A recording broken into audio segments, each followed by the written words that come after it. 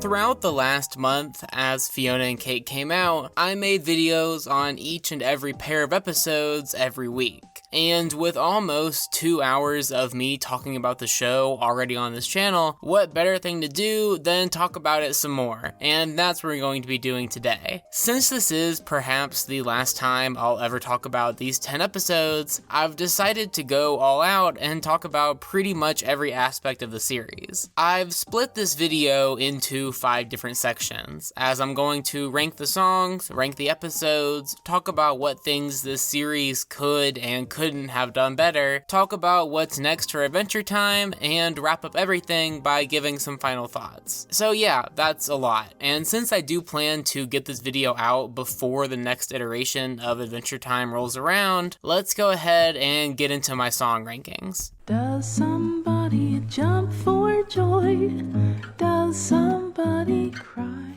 Just like its parent series, Fionna and Cake was a very musical experience, with both the vocal and instrumental tracks impressing throughout. And what better way to celebrate this excellence than to go through the songs, the lyrical ones at least, and rank them. Quick side note, since it wasn't written for the show and was just licensed, the song that accompanies the ending montage, Blue Shift, won't be on this list. But if you saw my video on the finale, you can probably guess where it would land. Anyway, one more side note. I am taking into account the visuals that go along with these songs, as it would be pretty much impossible not to. Anyway, let's go ahead and dive into it. Number 7, Cake on the Loose. Even though this song is at the bottom of the list, I promise you I don't think it's bad at all. Its placement this low is really just a testament to the true musical excellence this series has to offer. I really like Cake's vocals during this one, and given that it's a Rebecca Sugar tune, you already know how catchy it is. Unfortunately, in comparison to the other fantastic songs on this list, the visuals are pretty standard as Cake trashes the market, and there obviously really isn't any emotional depth to this one. Still a solid song though. Number 6, Tumbleweeds and Rattlesnakes. Donald Glover coming back to voice Marshall was musically a huge blessing,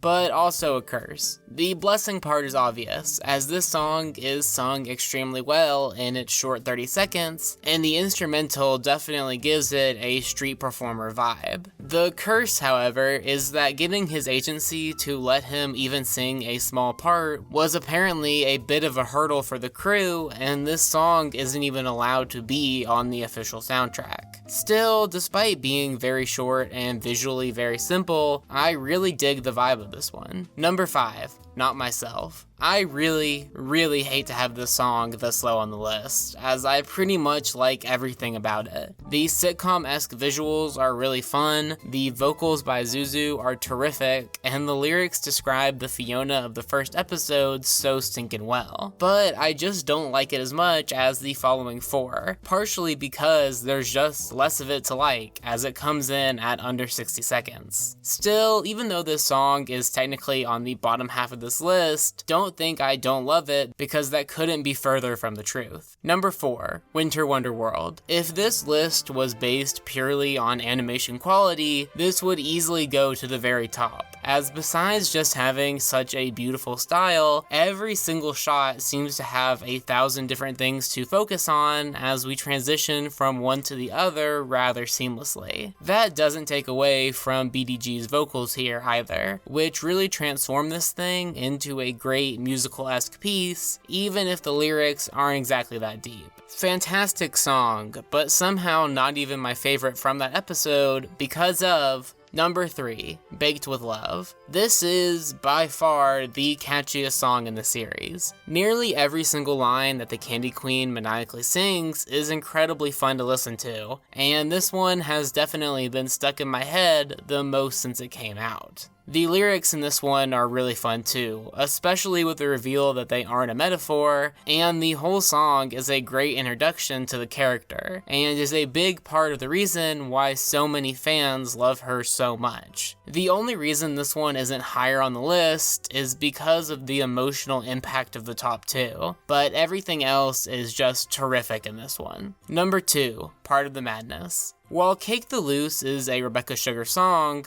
Part of the Madness is the Rebecca Sugar song in Fionna and Cake. And while we are blessed with her heavenly vocals throughout this one, it's clear that the lyrics are from the perspective of Simon, as he grapples with his unhappiness in the wake of Betty's sacrifice. Match this emotional resonance to the beautiful visuals as Simon walks back through the forest, as well as the way it creeps back in after Marcy hangs up on him, and you have my favorite song of the first 7.5 episodes, until the masterpiece that is number 1, Everything in You. After giving us little bits of heartache throughout Jerry with sporadic Betty and Simon scenes, Fionna and Cake decided to team up with Half Shy to destroy its audience with this song. And where do I even start? At the devastatingly romantic lyrics, the heavenly vocals, or the fact that every single shot is genuinely stunning as we see Betty and Simon happily sitting together, unaware of the tragedy that awaits them. This song is not only one of, if not my favorite song from Adventure Time, but this entire scene is one of my favorites as well. The only possible flaw is that it's just too short, but the soundtrack gives us a double-length version with a second verse and everything that's just perfect to listen to over and over and over again. An easy choice for number 1. So yeah, that was my song rankings, and as you can tell by me complimenting all 7, these songs were easily one of my favorite parts of any episode they were in. Speaking of which, while I will keep it brief since I already talked about every single one individually, let's go ahead and rank the episodes. Who do you think you are, you big bully? Prismo the Wishmaster. That tells me nothing! Number 10, Cake the Cat. While every single episode of this show is good in my opinion, I don't think any get quite as close to the border as Cake the Cat. There are some really enjoyable parts of this episode, as the Simon C plot is quite engaging, the Fionna B plot is a great secondary look into her world and her love for her cat, and the return of the Up the Tree gang is a fun idea that's handled well. But despite all of this going for the episode, a good chunk of it felt like it dragged a bit, and Cake simply isn't an interesting enough of a character to effectively carry an episode by herself. Still, just like the rest of these episodes, this one is still an enjoyable watch, but just the least enjoyable of the bunch. Number 9, Casper and Nova. The first 5 or so minutes of this episode match up against the rest of this list extraordinarily well, as the nightmare dream sequence followed by the Lich's return and our first look at Gold Betty since Come Along With Me combine for a unimaginably fantastic opener to an episode that quickly slows down into much slower plots. In general, it's the Shermie and Beth stuff that is the biggest reason that this episode is so low on the list, as in a show about Fionna and Simon, seeing these characters for so long, even if Simon is in control of Shermie for a good chunk of it, is still underwhelming. Still, the plot going on back in Fionna World is still charming and entertaining enough to make this a serviceable second half of the first half of the finale. Number 8. Prismo the Wishmaster. This episode has a lot to get through in order to set up Destiny to be the first of 4 multiverse hopping episodes, and because of that, Prismo's introduction into the series never quite feels like it gets a chance to breathe. Still, there's just too much to love about this episode to call it anything besides fantastic. As it explains the Fionna and Cake and Fionna beam, introduces our main characters to each other, gives us one of my favorite shots of the series with Simon watching Betty's sacrifice, and is probably the best Scarab episode of the show. Add in the phenomenal animation that permeates throughout, and you realize how tough it is to put some of these episodes in the bottom half of this ranking. Number 7, Fionna Campbell. Okay, we've reached the point of this list where I've run out of literally anything negative to say about some of these episodes, as Fionna Campbell is essentially a perfect introduction to Fionna World. This one takes a good chunk of time to introduce the audience to the new version of his title character, as Fionna is illustrated as the immensely likable and, more importantly, relatable character for the rest of the season to follow. And besides Cake, whose characterization is largely saved for her title episode, we also get a good look at all of the main gender-bent non-magical characters, with Marshall Lee, Gary, Hunter, and LSP all getting moments to shine. While this episode might be the least impressive visually, as besides the cold open there aren't really a ton of moments that allows for the show's fantastic style to truly shine, it makes up for it by bringing a certain vibe to the franchise that had never been seen before, as it kicks off a truly fantastic season of television. Number 6. Cheers. So, the finale of Fionna and Cake was, unsurprisingly, the hardest episode to rank. On one hand, it has my least favorite moment of the series, and the last 6 or so minutes range from fine but unnecessary to pretty odd writing decisions. On the other hand, it also has, right in the middle, by far my favorite scene of the season,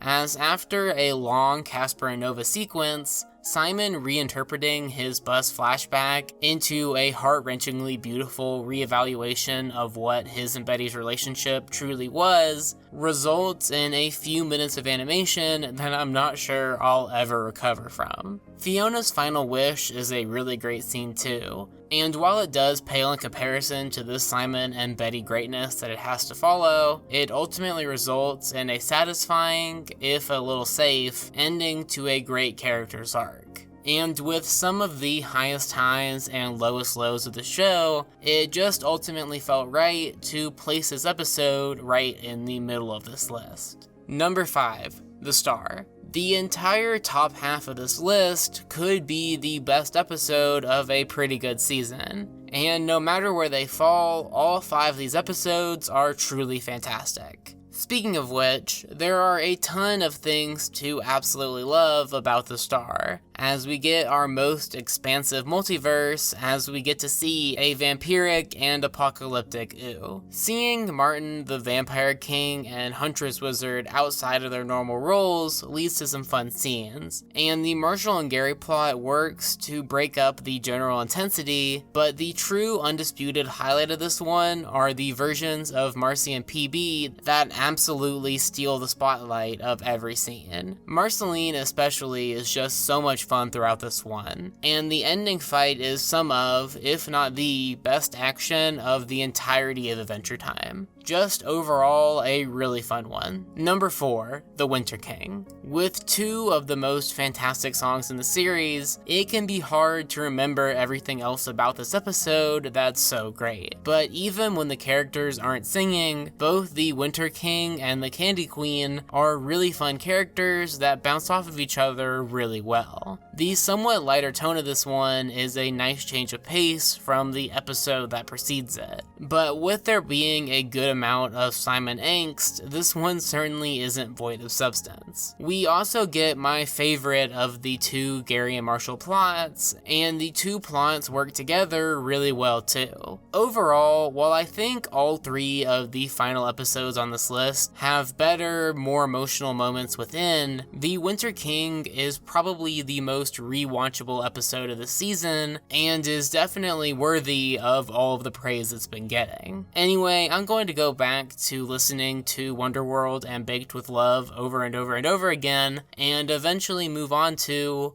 Number 3, Simon Petrikov. Unlike the other 4 spots in this top 5, this one isn't a multiverse hopping episode, as we instead get reacquainted with our regular series Ooh, and while this episode could have focused purely on showing characters we love 12 years later, it instead keeps the cameos outside of Finn short, as we get a look into the psyche of Simon after the events of Come Along With Me, as we open to him him clearly still struggling to adapt to this magical world. The use of Finn throughout this episode as he fails to get through to Simon is done really well. The forest and all of the animation that comes with it looks absolutely beautiful. The song and the sequence that accompanies it is perfect melancholy, and it all climaxes perfectly right into the intense ritual at the end. Pretty much a perfect accompanying episode to the premiere, and a perfect episode to kick off the month-long discussion of the show that followed. Number 2. Destiny. Being the first of 4 episodes that vaguely follow the same format, I think Destiny made the correct decision in using the universe we already know the most about outside of Ooh, as we return to Farm World about 14 years after crossover, and there is just something I love so much about the world in which this episode takes place. The updated aesthetic from the Season 5 premiere works so well to bring this place to life, and the introduction of Little Destiny and Jay makes for a good plot to run aside Fionna, Cake, and Simon trying to escape the Scarab. And both plots thematically tie together really well. Add all of this to Farm World Finn in this episode, who's characterized in such an interesting way all the way up to his apparent death, and you get a really solid episode that would be the best in the vast majority of seasons. But most seasons of television don't have an episode as legendary as number 1.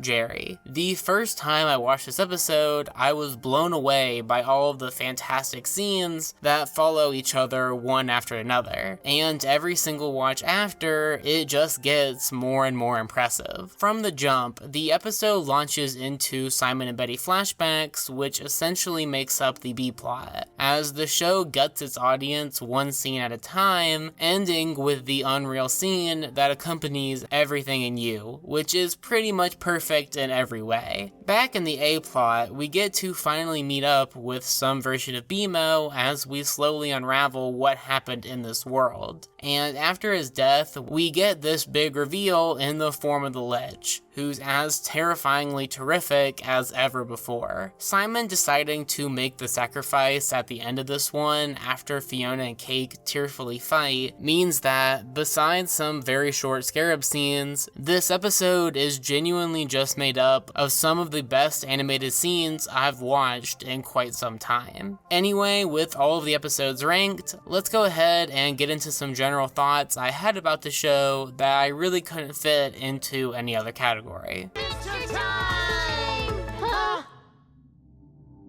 What's up? As you can probably guess, I was originally going to do 3 things I liked about the season and 3 things I didn't. But since I couldn't limit myself to 3 positive topics, I'm gonna talk about 2 good things about the show after every criticism. Anyway, to start with the first negative, we've got Cake outside of comedic relief. Now, to be clear, I understand that Cake is meant to mostly be for jokes, while Fionna and Simon go through their respective mental breakdowns, and I think she fits this role well. The only problem is, whenever the show tries to use her in a different role, especially during parts of the Star and Jerry, it feels like she's just a bit too much of a jerk to find likable. In general, the show was put in a rough spot, given that they needed both Fionna to accept her world as not magical, and for Cake to become magical. But instead of tackling that challenge in an interesting way, I feel like they kinda just give up and have a bunch of funny cat jokes. Anyway, moving on. Good thing number 1, and yes, I understand how poorly organized this is Marshall and Gary. From the beginning, the show had the difficult challenge of basically having to include Marshall and Gary subplots while also telling a story that made it difficult to weave them in. And instead of dealing with this challenge, the show just makes them so stinking adorable that it's impossible to dislike these plots. Seriously though, the thematic linking between their plots and whatever's going on with Fionna, Cake, and Simon is handled well in both episodes, and both characters are very enjoyable. Besides the fact that the show's canonical musician voiced by a musician sings for less than 40 seconds, there's nothing about this pair that's really handled poorly, and they move into comedic relief in the finale pretty effortlessly too. The next positive is Fiona's arc and characterization, which I have talked about pretty extensively throughout all 5 videos about the show, but it can't be overstated how important converting Fionna from fanfic to reality was for the show being good and how well they knock it out of the park. The character from the jump is just so relatable and engaging, which makes her struggle with purpose so meaningful, and her acceptance of her world at the end, making for a scene that's as emotionally beautiful as the animation that accompanies it is visually beautiful. And while the best character of her title show is some old guy that we'll get to later,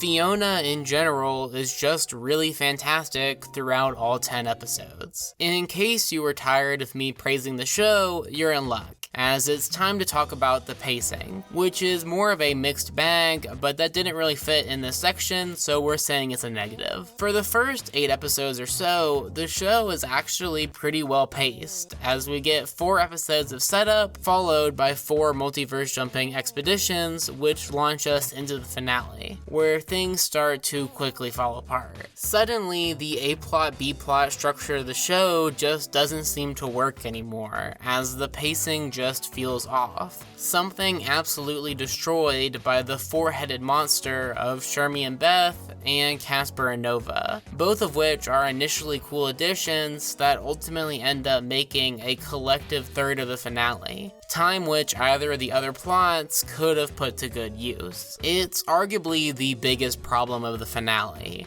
as until the end of the Casper and Nova plot, it never really has a chance to build up any momentum. Anyway, moving on to a more positive topic, let's talk about the animation, which is just casually some of the best stuff in cartoons that you can get. From the facial expressions, to the backgrounds, to the rare action scenes, everything is just a natural progression from the later seasons of the show, with certain shots, like pretty much everything with Betty and Simon, just being unfathomably good. So many of the other aspects of the show that I've praised excessively, such as the songs or what I'm about to talk about next, only work because the animation is so solid. Speaking of which, while it doesn't feel as original as it would have if the show aired 10 years ago, the multiverse in the series is handled perfectly. Throughout Destiny, the Winter King, the Star, and Jerry, we see 4 different universes, and every single one is tied together with beautiful landscapes and really fun character variations that just bring every place alive so quickly and so well. While Fionna and Simon's arc ultimately make up the bulk of the show's content, the way they're presented against 4 very distinct and fun universes is what really makes this show so fantastic.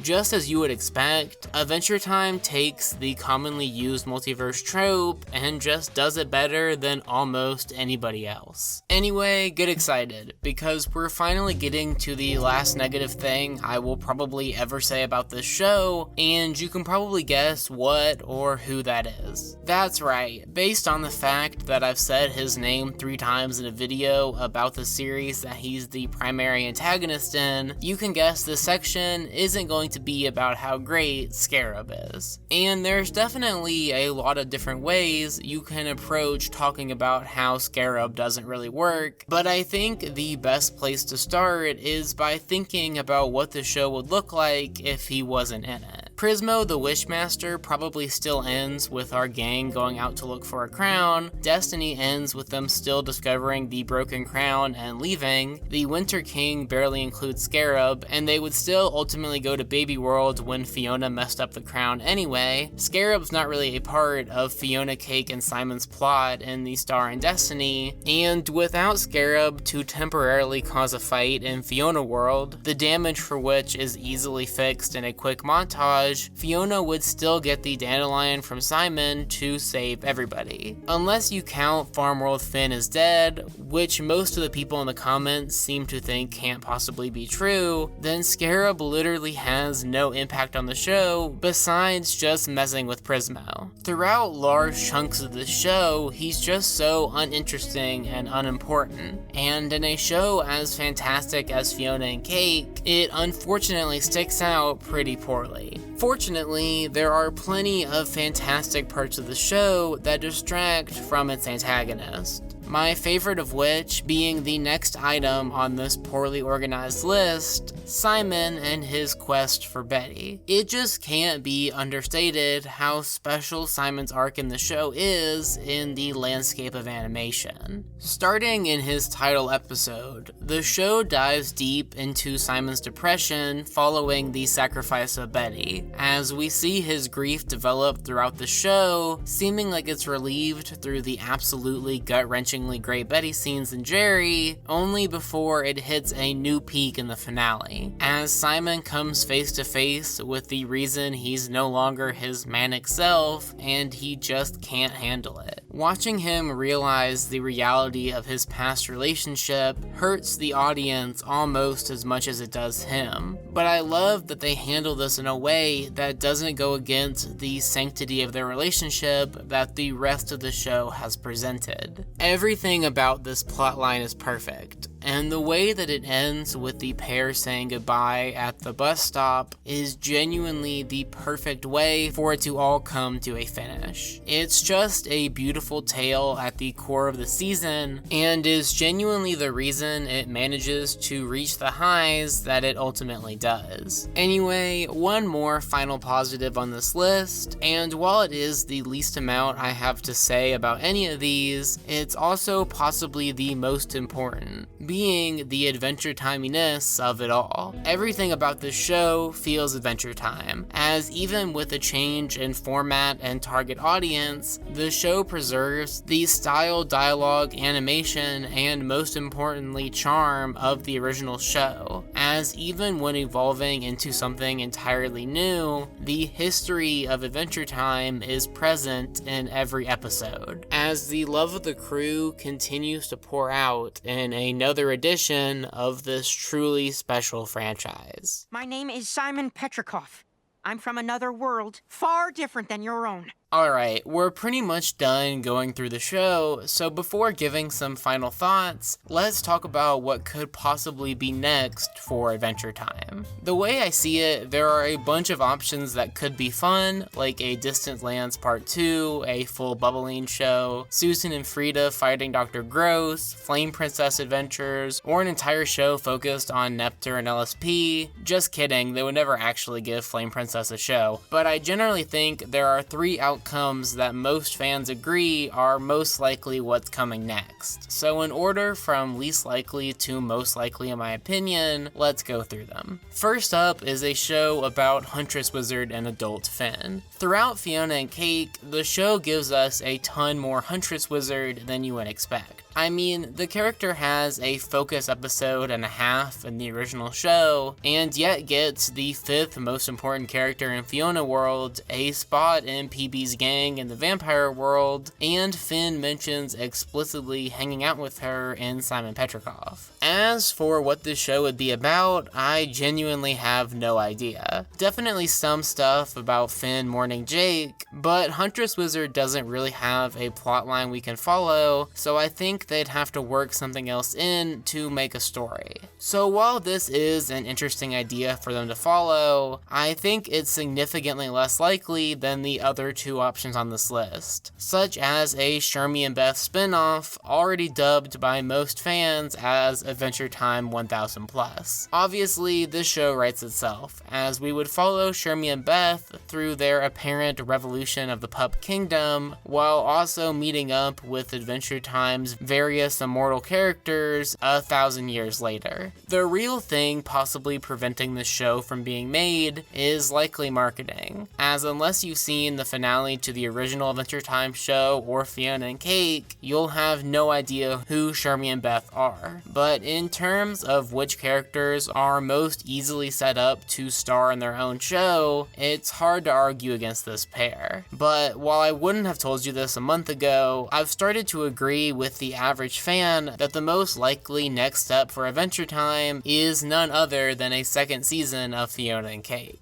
While the finale is conclusive, there are certainly threads, such as Prismo's boss and the new Fionna world, that they could pull on for a new show. and given the title of the series, there's no guarantee that Simon would need as big of a role this time around, something probably necessary with how wrapped up his arc ended up being. While I do think that I would take the field against this outcome, if I had to guess what the next AT that we see, this would be my guess. As for what would be my preference, I think I'd probably choose one of the weirder options that I mentioned before, but really I just want Adam Muto and the crew to get to make the show they want, and that they either got or will get their renewal quickly. As while the last thing I want is for the AT crew to be rushed, I certainly think everybody, including them, would prefer if they got their jobs back sooner rather than later. You were a wonderful experience.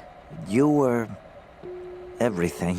If you're coming into the final section of my Fionna and Cake coverage expecting my opinion on the show to be a surprise, then I have no idea where you're coming from. The title of this video and pretty much every word I've spoken in it should clearly indicate that I find Fionna and Cake to be a truly spectacular 10 episodes of animation, ultimately giving it the crown of being my favorite season of Adventure Time and one of my favorite cartoon seasons ever. It's just that stinking good from start to finish, and even if you have some things that aren't exactly perfect, the show doesn't relent with fantastic moment after fantastic moment as you're stuck in constant awe at the quality of the series. Through some incredible songs, living environments, well-developed characters, perfected animation, and themes that pummel you in the heartstrings to the point where all you can do is soak it in, Fionna and Cake genuinely exceeded my quite lofty expectations